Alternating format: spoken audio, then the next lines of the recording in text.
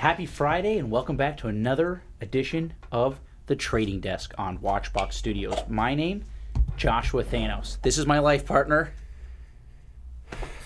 Jason Maine. You don't like that, Jay? Apparently it's funnier to you than it is to me, but hey. I only make jokes that are funny to me, Jay. Every once in a while there's things that come around that make Josh hate life a little less, and if that's one of them, then yeah, I guess it works. Listen, I'm here to have a good time, Jay. Speaking of time, what do you got on your wrist? Actually. Nothing. Took it off because I thought it would play on camera a little bit better. So this is the, I also changed the time so you could see the pointer day. But this is an Oris BC4, so part of their pilot series, kind of a pretty good budget watch. Date 8, which is cool. It's the only Date 8 watch that I own. And you see there at the bottom, there's a pointer day retrograde. So where you see those triangles and a little white triangle over Friday, tomorrow, that will retrograde back to Saturday, and on the underside there, the triangle will be red.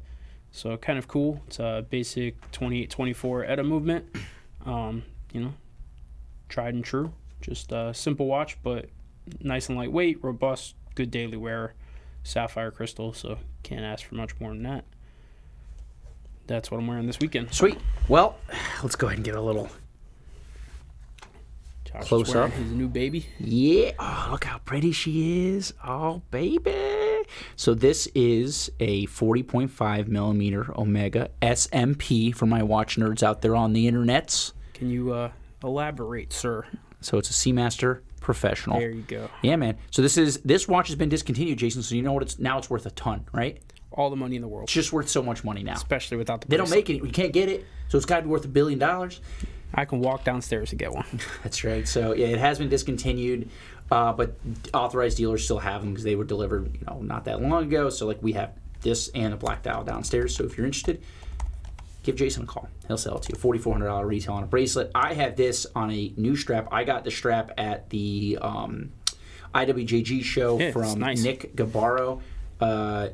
Super awesome handmade leather strap. I didn't pay much for it. You can buy this from other places for double the money. And it might have just been made by the same guy. Who knows? So, yeah, I'm really liking it on this like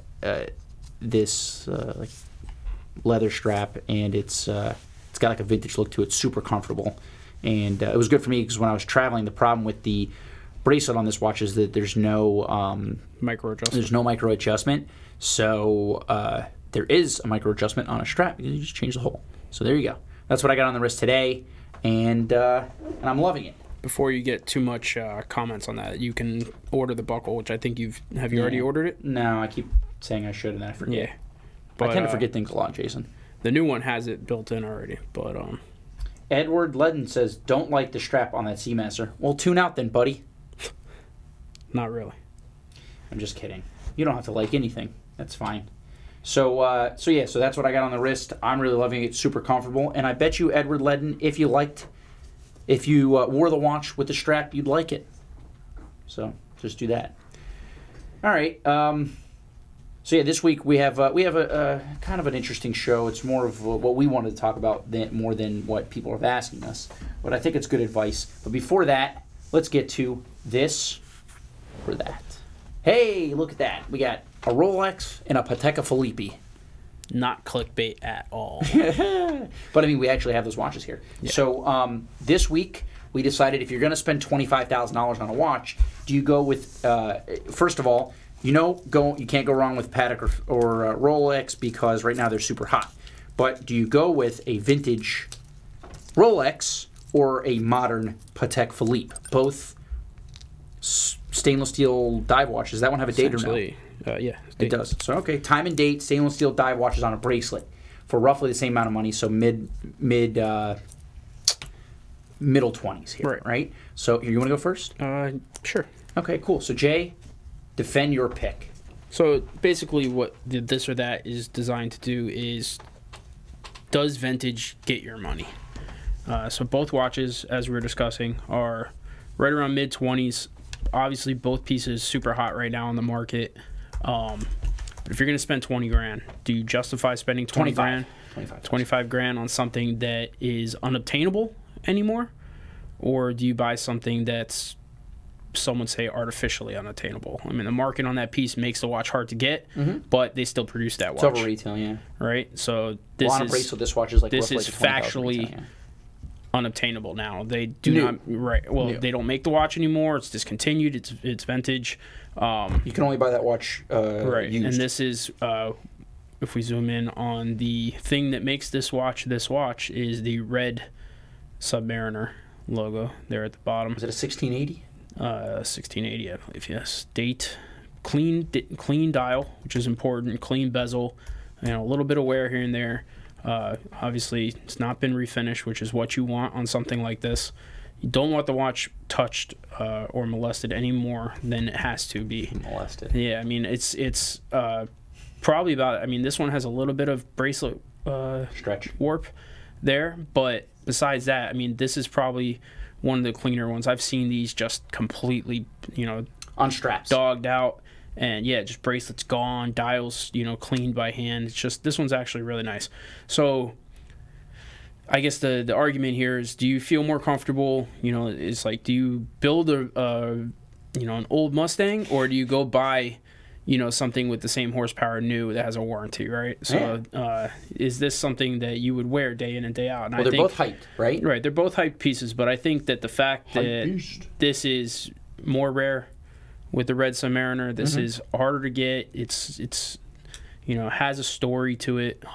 I think this is the piece. So I guess what you're saying is, do you buy the old, outdated technology, but the story and the so-called rarity of a 1680 red sub, or do you buy the new technology, right?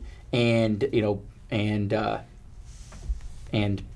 hype, I guess. Real hype, artificial hype. But why is that real hype? Because you could have bought one of those 2 years ago for $15,000. Because you're a moron. Well, I may be a moron, but that has nothing Not to do you with particularly. I wasn't calling you a moron, but no. But this I mean, is so a you could have watch bought that you could have got that last year, 2 years ago for $15,000. Look at the market. That's what I'm saying. So they're both hyped. There's obviously value there. Both of these are hyped, right? So they both go. Well, they certainly both go over the original retail. Yeah. Which one goes more over the original retail, Jason? I mean, this watch was a $350 watch when it was due, I bet. Yeah. Right. Okay. It was a 3 million series. So what year is that? Yeah. Old. It's old. Yeah. Old. This watch right now has on a bracelet, I think it's roughly $20,000 retail. So this, you're paying a few grand over retail because you don't want to wait in line for it. That's the difference. So you pay the premium for the red sub because it's old and because there's demand for it. You pay the premium for the Aquanaut because you don't want to wait in line. Right. Yeah. And then let's not forget the additional, $2,500 to get the rubber strap and the deployment buckle, because that's the only way to wear that watch. I guess. Yeah, I mean, of the course. bracelet's cool, but it's cool to have it in the box and never wear it, because that watch. Well, if somebody wants the bracelet, it's a very expensive bracelet. It's a very expensive bracelet, but I mean, if you can order. I know Rolex will not ship a dealer a bracelet. I think Patek will. I've seen those on the market too. Actually, I know for a fact you can, because I've ordered a bracelet. So you can see it on the wrist. So in terms of just wearability, right? So take the names off the dials in the history of the red sub. Now you're just talking about what watch is nicer to wear. I hate that bracelet. Yeah, I mean, it doesn't look great in my opinion, but it's very comfortable. This bracelet is absolutely fantastically comfortable. It doesn't pull on your hair. It integrates well with the case. They're both 40 millimeter, right? This watch sits a little thinner. In terms of diving, you should and certainly can dive with this watch. Should you dive with that $1680, $25,000 1680 red sub, Jason? Should you take that into the ocean on your wrist? I mean, has it been evaluated by a watchmaker and made water resistant again? Then fine. Yes, that's what the watch is made for. Okay. I mean, to a certain degree. I mean, I one of those morons you were talking about would take that watch dive with diving. any $25,000 watch, regardless of how old it is. I got to tell you, when I look at that bracelet on that Patek, that Aquanaut, all I see is the 24. Patek 24. Yeah.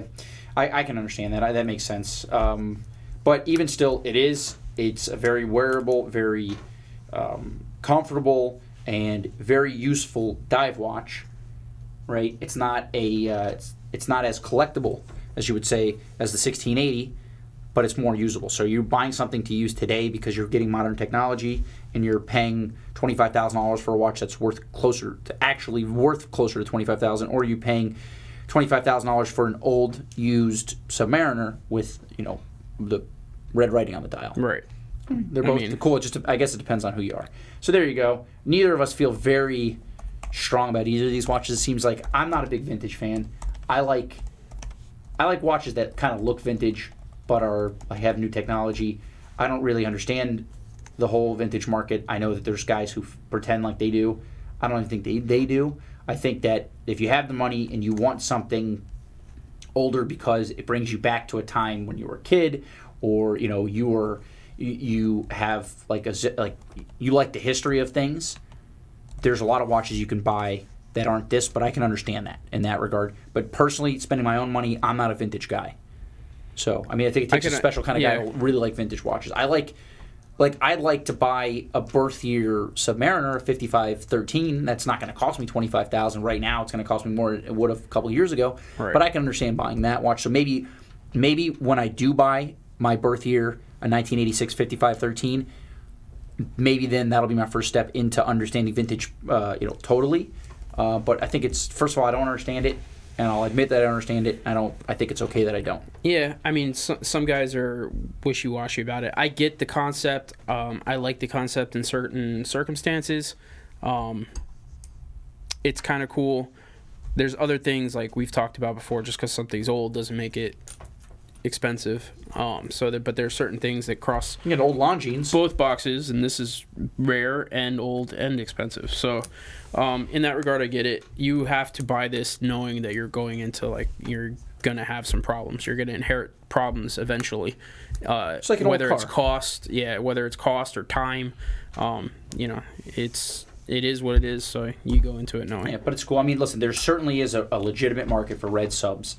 This is not something like somebody decided now that vintage is going crazy that this watch is worth something. Red subs have always been worth money, and they always will be. Will they always be worth $25,000? I don't know. That certainly is the current market now. So there you go, guys. Go ahead and vote. Let's see what that poll says. Survey says red sub. Okay, all right. Not too disappointing because I don't really care about either. 18% versus 31%. Apparently, how do you feel? People like I feel good. I don't feel like jumping up and down the rocky steps really cheering. Oh, but then again, some guy that usually comes on the show sounds like a fucking jerk, man. Yeah, he gets really excited because he wins every 10th time, so it builds up. But those wins are more meaningful, I would assume. Yeah, maybe to him. But once you get so many under your belt, it's kind of like another day in the office. Gotcha. But sounds like a loser, that guy. So there you go, guys. Go ahead, keep voting. Again, do you want modern technology and skipping the line, or do you want something old and very worn? And if we didn't pick these off the wall downstairs, and we would have brought something like a Smurf and a 5711, this would have been a much different. I think Smurf would have won too, because you spend way less. But I gotcha. All right, cool, man. So yeah, guys, keep voting, and let's get into our main discussion. Which is going to be, again, it's going to be more about what we want to talk about than what you guys. But I think that if you listen and you understand what we're saying, you'll benefit from it, right? So, and this goes for guys who are, guys who like to buy watches. If you just like watches, and that's why you're tuning in just because you like watches, but you don't buy them, it's not going to be as helpful. But so what we want to talk about is how to negotiate with somebody, and it doesn't have to just be a dealer, right? If you're negotiating privately too, but if you see a listed price on a pre-owned watch, it's all speculative, right? Pre-owned watch market is all speculative. There's no MSRP when it comes to that. Prices a lot of times they're based on the MSRP and how much discount you can get, and what the scarcity is in terms of getting new watches and things like that. But say you want to deal with somebody exclusively and buy and sell watches with that person and hopefully get a good deal and build a relationship. How do you negotiate with them? Would you call them up, Jason, and say, be rude and ask them why the hell they're asking so much for a watch, and just be incredulous and try to talk down to them? Would you do that? I'm gonna go ahead and say that's probably not the best way to do it. You think that works in any walk of life, just I don't in think so. general, talking down to people, being rude and acting like you know better than they do and things like that? Listen, I mean, it perplexes me because I could see how, like, for me, this is a job, right? I love watches. I always have. It'll always be a hobby. But this is my job, day in, day out. So I guess from a customer service perspective, it's bad to say this, but I could see much more how maybe I would have a bad day and accidentally be rude coming from my end because it's work and it's stressful sometimes. But, like, for guys that are on the other side of the phone, it's a hobby. It should be. It should be fun. It should be, and I get, like, it's about the chase and maybe you missed a piece and you're upset, but guys that like to negotiate by, like, breaking your balls and just sending you a rude text or when you call them on the phone, you're just, hey, you got a minute to discuss, and they're like, yep. Okay, well, great. Well, tell me about the watch. No. What's your offer? Like, it wears you down, man. It becomes problematic because... Well, that's on a personal level, right? Yeah, but, like, it discourages me from wanting to work with you. Like, it's all relationship building, right? And that's kind of what we're getting at here. It doesn't have to be. So here's the deal. Some guys are when they want to buy and sell things, they don't want a relationship, which is fine.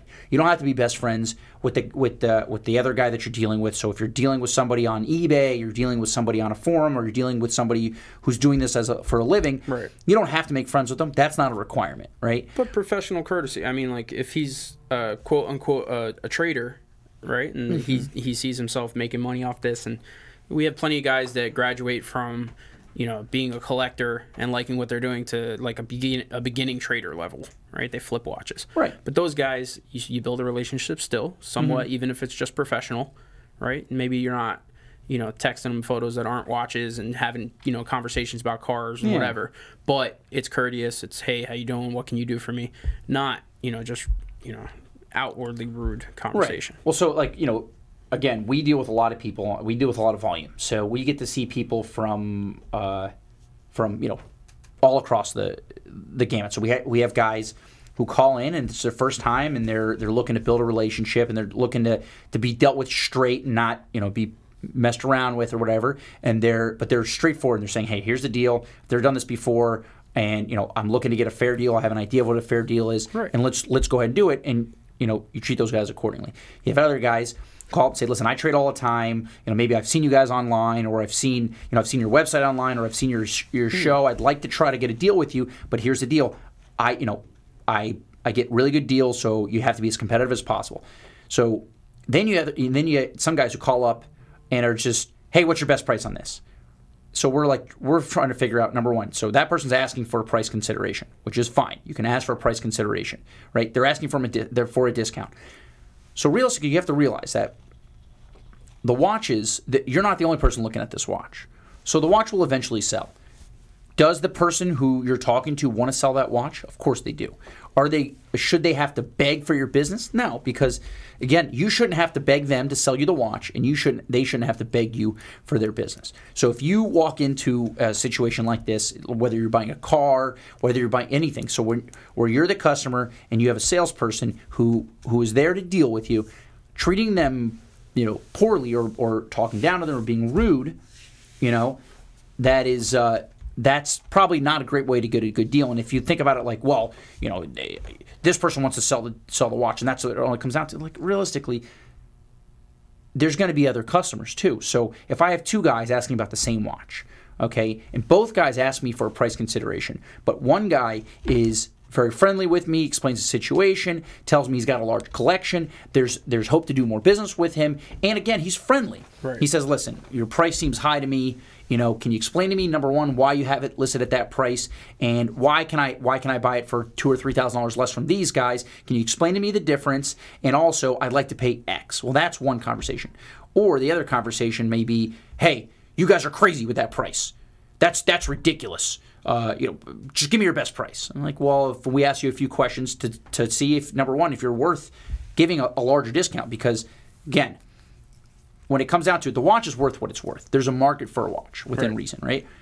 But if there's a reason outside of the market of the watch to give you a better discount, why don't you let us try to find that reason? So if we believe you're going to be a high volume customer for us, well, there's going to be a consideration.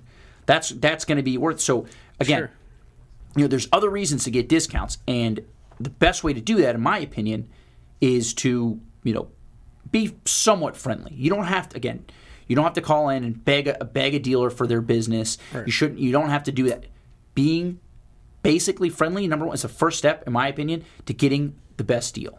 Well, I think it's just, courteous in any regard to just be friendly until you decide you don't like somebody. See, and then you but hold on, sorry to interrupt you. So here you go. Now you got a guy named John Doe. So this is an anonymous texter on our chat, and he goes, well, most salespeople are not of the best character. So John, make sure you never call us. See, because for you to decide that people in a certain profession as a whole are not of the best character, well, that's more of a reflection on you, not on anyone else. I'm a regular person. Jason's a regular person, right? And now you're going crazy in the chat box here. So he goes so. If you are worth a discount, yes, absolutely, sir. Absolutely. So if you call up and you're rude to a salesperson, not to me, or if you're rude to a private sale, so I'm selling a watch online and you have a problem with my price, and you call up and you're rude to me, and I'm flexible on my price, you think I'm going to show you that I'm flexible on my price? Absolutely not. And that's the basic point here, Mr. John Doe. So yeah, I mean, I think what Josh was starting to elaborate on is, help me help you. So basically, basic courtesy is, or just pay the full price. That's the point. Or don't buy it all. Too is like, I don't want to deal with a guy that's an ass that's going to pay full price either. Oh, exactly. I want to deal with the guy I like. Well, it's not even deal. Deal's even the wrong word. I don't want to associate. I don't want to deal with in life. So no person. So Mr. John Doe does not want to deal with jerks. The thing is, him and I are both in agreement, right? So here's the common denominator here. Yeah, Josh is gonna go off. Here's the common denominator, right? You go up to Starbucks counter in the morning. They have your coffee. You want the coffee? Hello. You smile. I'd like to buy a coffee. Just be somewhat courteous, and then see where the conversation goes. If she curses you out and tells you, that you shouldn't be drinking coffee because you're fat or something like that, then that's a different story. Then you react. But common courtesy. Start a conversation, listen to somebody, to I don't even want to mention this person in the comments anymore than we should, but to say something like a blanket statement, I got into this business because it was a hobby for me, and I happen to love watches. Josh really loves watches, so you're not calling someone who's just slinging something they don't care about. Like, we want to have an actual conversation, and that's the point, just trying to build relationships. And when we say something like, figure out if the discount is for you, it's, help me help you. Or are you a collector? Are you looking to buy, right now? Is, expediency is important too, because the watches sell so fast. So help me go get you a price. Are you ready to pull a trigger? What is your timeline? Or do you have trades? Like, let's talk about it. Yeah. And stuff like that, being open to having a conversation, even if it's just about the watches, which is, perfectly fine. Helps us tune in, this is a guy that we should do a deal with right now. This is a guy that's not ready, and maybe we should call him in a week. So, just being civil and having important conversations. And a lot of times what that'll do is build a relationship. It's a hobby. Yeah. And when you have someone who's fun to talk to about your hobby, it just makes it more enjoyable as a hobby. Right. Right? I mean, like, if you were doing something that was so stressful that every time you talk to the guy that is your go-to for that hobby, you just wouldn't want to do it anymore. Right, exactly. So I understand there's you when you deal with somebody new, and again, it's not just if you're dealing with like a dealer like us who does this for a living. If you're talking to somebody on a forum or you're talking to somebody on eBay, right? I understand there's some level that you want to make sure that the person you're talking to is not feeding you BS or bullshit, right? So that goes to my next step, and really it's actually your first step is if you want to negotiate, right? So again, this is what our conversation is about. Making sure that you're getting, when you're talking about a pre-owned watch, getting a good price, because it is speculative. First thing, number one, is do your research. Like, don't just walk in blind. So, I remember a buddy of mine, his dad told me that he goes in, when he buys jewelry, he goes and looks at the sticker price and offers 25%, because he was told that that's what he should do. It's like, well, but that's a completely uneducated way to doing anything. So imagine, I have some customers that are own restaurants, right? So imagine I walked in and said, hey, you know what? I don't want to pay the price on the menu. I'm going to offer you half. The people look at you like, what are you stupid? right? It's an uneducated way of doing things. So do your research. If this is what you want to do, okay, if you want to get a better price than what's listed, you can ask, hey, is there some It never hurts to ask. I mean, right. But if you don't know what you're asking for, well, then how are you going to know you're going to get a good deal? So do your research, and there's a lot of different ways to do that too. Right? You can go to eBay and look for sold listings. Okay, you can see what people are asking for watches too. That doesn't always show you the true market, but it certainly should tell you something. You know, if you're looking at a Seamaster, asking prices probably are going to be more relevant than if you're looking at some obscure Panerai or something like that, right? Or this the Central Tourbillon Omega, crazy watch that's ridiculous in every single way, but I've now come to love, the Yellow Brick Road, that as watch, I call it. Yeah, no, that watch listed online. If you show them a screenshot, so this is an Omega DeVille Central Tourbillon of roughly $100,000 retail price. So we have this listed on our website for $49,950, right? So for $50,000, we have that listed, all right? So say you decide you like that watch and you want to buy it pre-owned because you don't want to pay full list for it. You look online and you see this watch listed anywhere. I think ours is probably the lowest price listed online because there's not many of these pre-owned anyways, but you see them listed online from anywhere between $50,000 and $100,000. So between a legitimate pre-owned dealer's price and list price. How do you know what a good price is? How do you know that $50,000 is a good price? That's going to be tougher on a watch like that anyway. I can tell you what I would want to do. What I would want to do is have a guy that I trust, that I could go to, and he's in my cell phone already, and I've talked about a bunch of watches with him before, and ask him his opinion. If this watch is not available from us, and it was available from a competitor, half of my really good clients would say, hey, listen, I know it's not your watch, but what do you think? Yeah. And I have no problem doing that. I tell guys all the time, what is it if you're worth in if a I sell boutique, it? call me. Like if you have a question that a salesperson at a boutique can't answer, call me. I'll try and help you out. The thing is that having that relationship, which is what we were talking about, is very important. Here's something that John Doe and I both agree on. The Center Tourbillon or the Central Tourbillon is boss. I agree. That's what he gave that watch a comment. I mean, I don't know if I'd ever buy it. It's both hideous and amazing at the same time. It's horrible in the best way, fantastic way possible. Yeah, it's exactly. Amazing. I love that watch. That's if you're a high volume trader though, that is not a watch. Here's for two you. watches that have never sat next to each other again, and never will again. So, but again, like you want to. So somebody on there said that you just check Chrono 24. So again, that's not. There's no end all be all, even for us. So if we do this for a living, we're high volume, right? I buy 50 to 100 watches a month. You're buying 30 to 60 watches every month. Sure.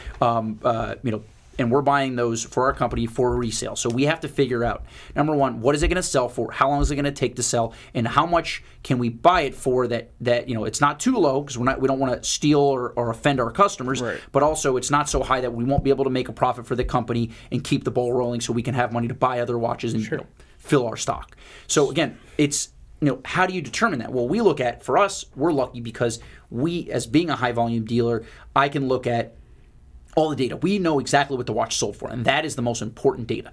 If you can find a confirmed sale, then that is probably that's the best way to figure out what the watch is actually worth. Yeah, right? And I mean, the great thing about that is we have our hands, our webs and everything. Right. Like we work with private dealers, we work with, big platforms, we work with everybody. And at the end of the day, like, this entire community is very small, very tight-knit. Way smaller than people would think. Right. So text message, I had a guy this week who lost selling one of his watches because he priced it out against somebody else. And that guy texted the other guy. There you go, deal lost. But it's definitely a very, very small market. So for us, being that plugged in and having the infrastructure that we do, being able to say like, hey, listen, this just sold at auction. Was it you that bought it? Because we watch all that stuff is important. And having someone monitoring all that data and being a text away when you have a really good relationship with them is important. Right.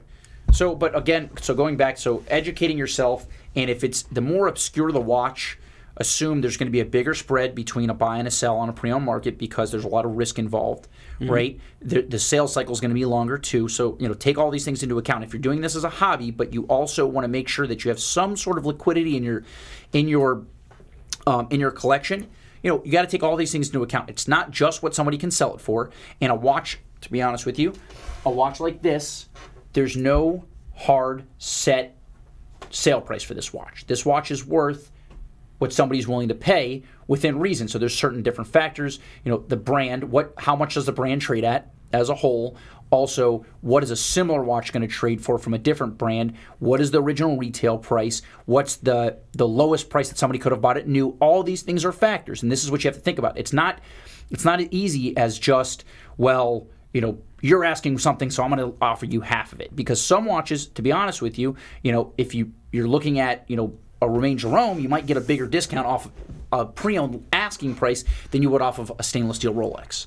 And there's that, and there's also how many of them are available. You know, what's the market look like on the piece? If it's the only one that ever hit the market, and it's essentially an unworn condition, as that one is, that watch is absolutely beautiful. It's like new. Then I'm gonna covet it a little bit more than I will if one's actually been worn and has hairlines, but it's not ready to be refinished. So, but condition is also important. Well, also on a watch like that, if you're buying it on a spec, so if a operation like us is selling.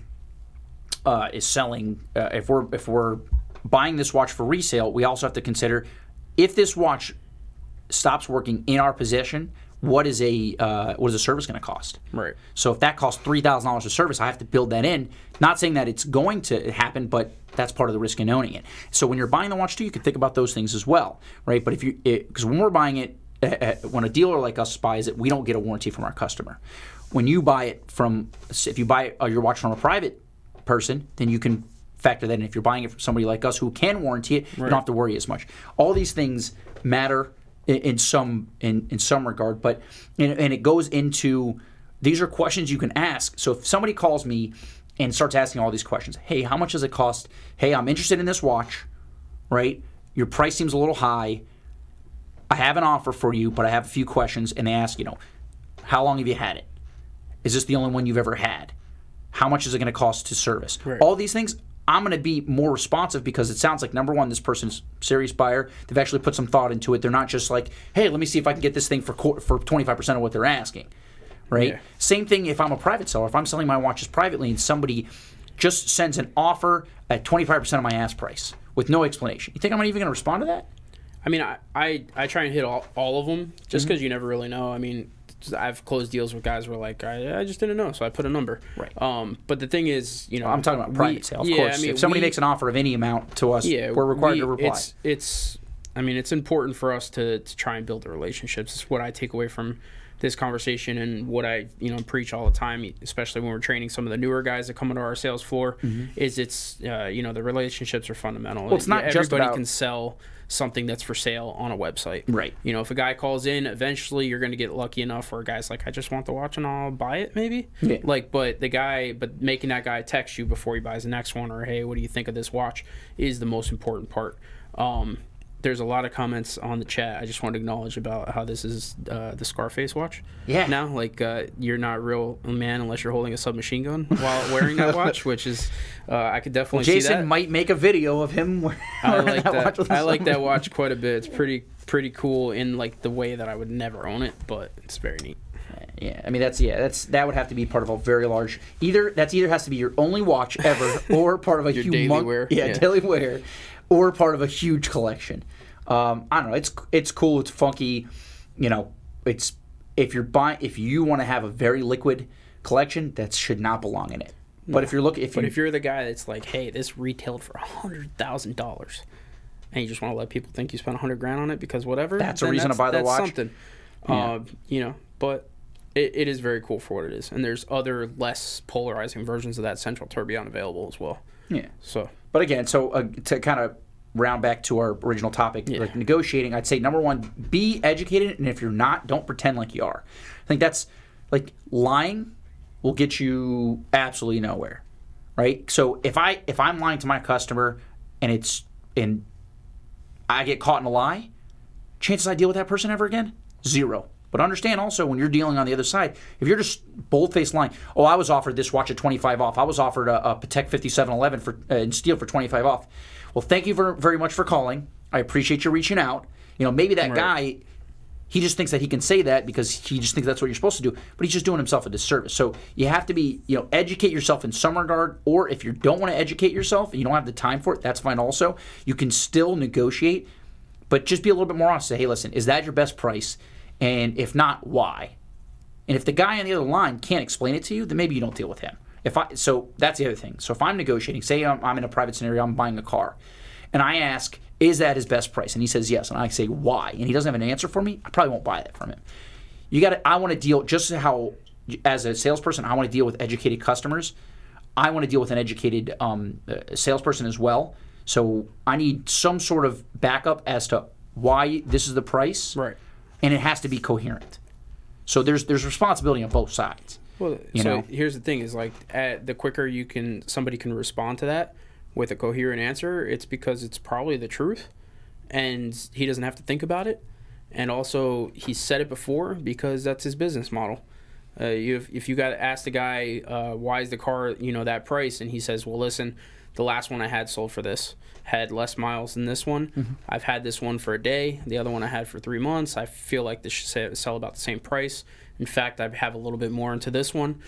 Stuff like that is probably going to be the truth if it sounds sincere and comes off the top of his head. So Phil Maggs asks, is this show about watches or salespeople? I'd like you to refer to the title of the show, Phil, The Trading Desk. It's about both. Yeah, that was the answer. But no, again, I mean, I understand we're not specifically talking about watches today, and if that upsets you, I'm sorry.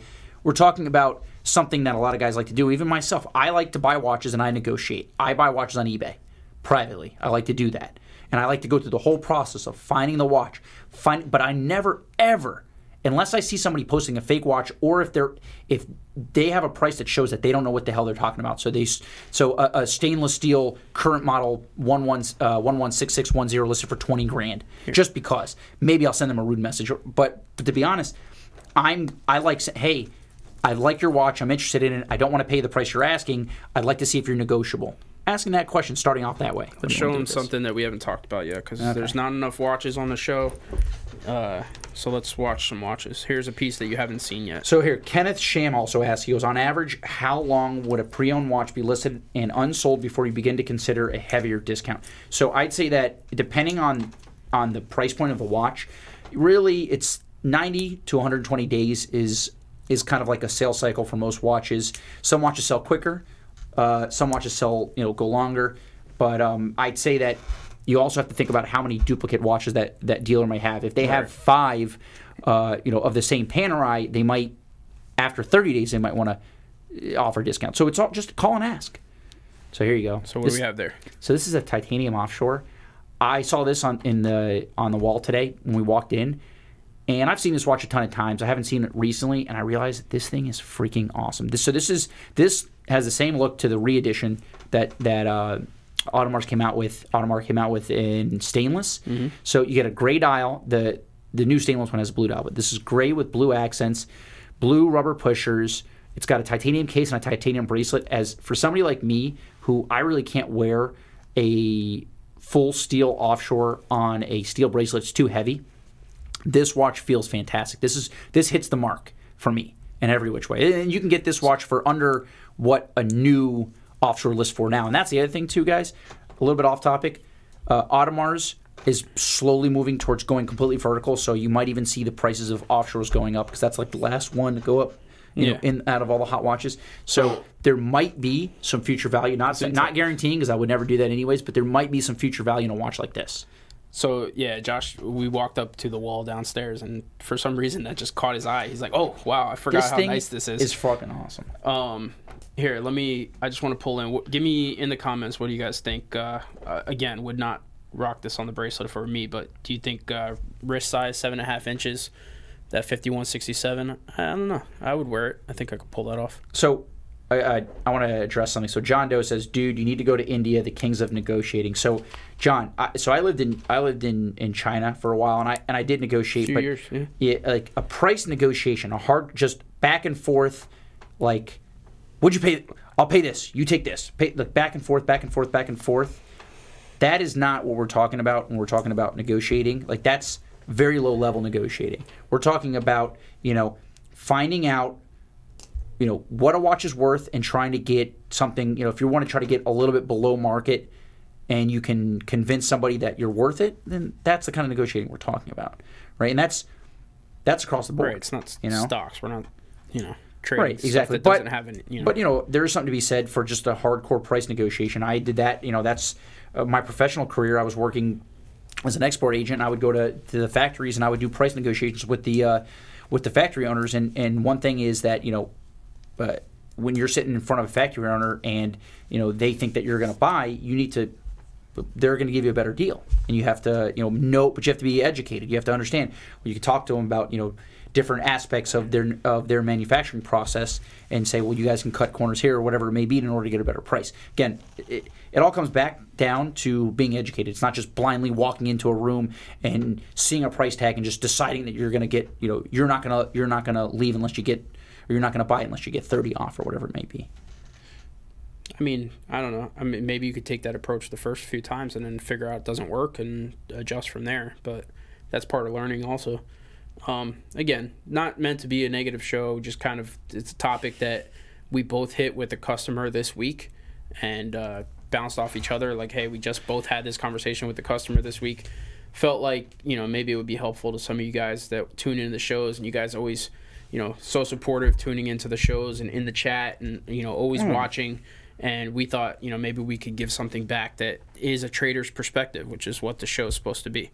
So, from our perspective, how can we try and help you? How can we arm you guys, educate you to maybe be a little bit better at what you're already doing? So. And also, if you call into a watch selling operation and the person doesn't sound educated that you're talking to, and they don't sound like they care about any of the things that you're interested in, and they're literally just going to do a price negotiation, don't spend your time on them either. If I call in, which I do, sometimes I'll see a watch on another website that I like and it's a dealer that I don't know. I'll call in and try to get somebody on the phone and see if there's an opportunity for me to, butter them up and get a better price. And sometimes, I get Svetlana who's not interested in talking whatsoever. Price is price. Thank you very much. I'm not interested in buying. That's how I feel about it, right. Let's see here. It seems like John Doe's calming down a little bit. He got set off in the beginning, and I think he understands what we're saying. We're not trying to be unreasonable, or I think that if he was sitting here in front of us, he wouldn't say those things that he said. You gonna fire him up again? No, I'm not. All right, so but I think he's probably a reasonable person, just like we are. Yeah. And sometimes in text things don't have context or they don't have tone, and I'm sure that if he was sitting in front of us, right, he would. Even if he disagreed, just how you and I disagreed, have a good conversation. Yeah. We'd be real people, and that's the point when it comes down to it. Just treat. I think that I found in life when I'm negotiating price, treating the person that I'm negotiating like a human being, I've always gotten a better price. I've always gotten the best deal that way. Even let's say you end up buying the watch at the same price, right? Monetary, aside, same price. If you walk away from that experience, it's a luxury experience. If you walk away from that experience having a better time, because it was pleasant, then you're going to have a better love for that watch, right? So if you go buy a $100,000 car and the price is the price and that's it, but they treat you like you're buying a $100,000 car and you feel good about it, then that's part of the hobby too. So I want to, Watch Doctor says, Panerai losing its market resale value. So one thing you have to know about Panerai in terms of market value is that it fluctuates a lot throughout the year. Yeah. Since I've been in the industry only 5 years, I've seen a huge fluctuation throughout that 5 years. Really, really hot when I first came in, dropped down to crap, back up to a reasonable amount, and then now you are seeing them fluctuate. Right now, I think the market's a little saturated with Panerai, so you can get a little bit better deal. It's not half of what you pay. That's an influx of inventory too, because 4 or 5 months ago, people were buying. Panerai was, picking up, and everybody thought it was going to get way better. So then people started selling everything they had because a year ago they couldn't sell them, and now there's all this inventory. So it goes up and down. I remember, a few years ago at a retail level, like there were certain Panerais you just didn't discount. 24s and 25s just sold themselves. You didn't discount that watch. Yeah. And but definitely buy Panerai pre-owned. It's fantastic value proposition, which we always talk about here. Yeah, right now there's a little bit influx of inventory, so you can see even on our website the prices are down a little bit. So, all right. Well, this was a longer show than we've done in the last few episodes, I think. Really, I think we're just getting started. I think I got another 2 hours in me. What do you say, Jason? The camera guy fell asleep. So hey. Well, then I think that's a free pass to keep going. Let's go. All right, guys. So if you this show got a little serious, but I think it's a serious topic, And Jason got mad. There you go, showing some emotion there, buddy. It's a serious topic, but realistically, if you can take, like we said in the beginning, if you understand what we're saying and you take it from both perspectives, you can see that there was some good advice here. And if you put it into practice, it's going to give you a better a better experience in buying watches. And again, I want to say something too. Just if you're only buying one watch and you make that clear, but you're super nice, chances are, if there's opportunity for that salesperson to be flexible in the price, they're going to be more flexible if you're nice. That's just the way it is. I haven't met anybody in any walk of life who wants to give away money to somebody who's a prick to them. So that's basically the idea of what. Oh, Siri heard that. That's basically the idea of what we're trying to say here. If we didn't express it well, it's also Friday. It's been a long week. We haven't started drinking yet, which will be later. All right. And I just want to thank you guys again. Where can they find us? Instagram, EvoX4B11. Thank you. I cut you off. What's your Instagram name? Senorita Thanos? That's right. Something like that? Look at Jason with the jokes. Senorita Thanos. So, it's Friday, guys. All right. So, thanks so much for tuning in, sitting with us, commenting. We've had a long day. We hope this makes your long day a little bit easier. Yeah. Also, guys, if you want to see even more of us, you can follow me on Instagram at Mr. Thanos. It's not Senorita, but I will make that tonight, Senorita Thanos. At Mr. Thanos. And there's a possibility that you might see us enjoying some delicious steaks and some drinks tonight. Feel free to comment and kind of take a look behind the curtain here into our lives. And on that creepy note, we're going to leave.